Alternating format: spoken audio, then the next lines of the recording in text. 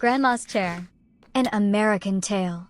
This story comes from a young tour guide who led excursions for tourists visiting the legendary house in the Knoxville Valley. I hope you remember the story of the terrible Knoxville landslide. No? Really? You mean to say you've never heard about the only house in the entire valley that almost vanished from the face of the earth? And it survived only because, as the landslide reached it, the roaring mass of earth and stone split in two and rushed around the house, without touching even a single board of its wooden siding. But the best part is an ancient old lady lived there at the time.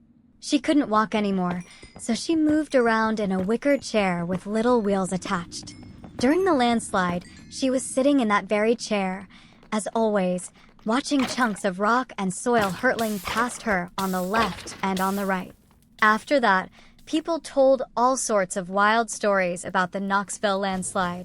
One of the most famous? The tale of the old woman in the rolling wicker chair. Now, that lonely house is home to a fine gentleman named Ezra Moore. When I visited the place with a group of tourists, of course, everyone was curious about the famous wheeled wicker chair that still stood in the middle of the room.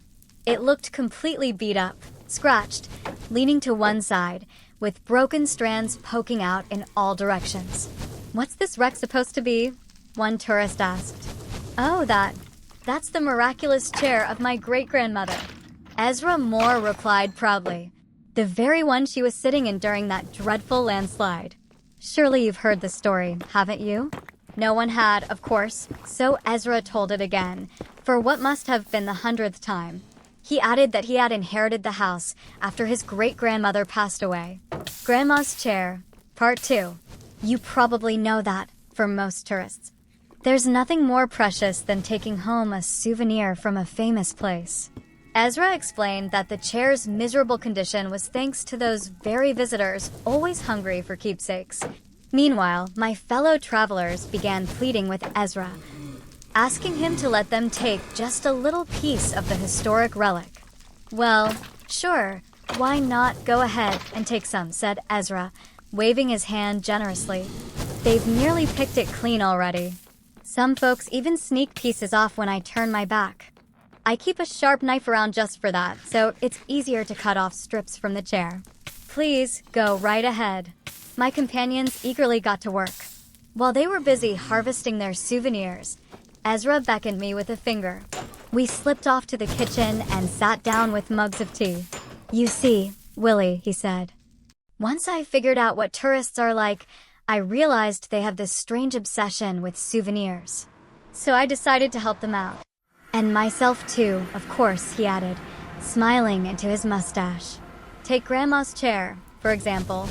Every year, I buy a dozen wicker chairs with wheels from the local market.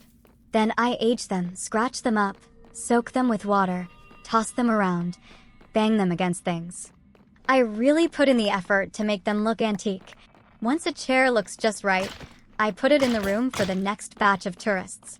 They do the rest, breaking them down for souvenirs, one by one. This season, it's already the third chair that's been Grandma's stop." He sipped his tea. "But let me tell you, a grateful tourist is a generous tourist. $20 per stick? I'd say that's a fair price for a souvenir with a grand old story."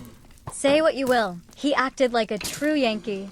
Not exactly honest, perhaps, but no one could deny the man had business sense.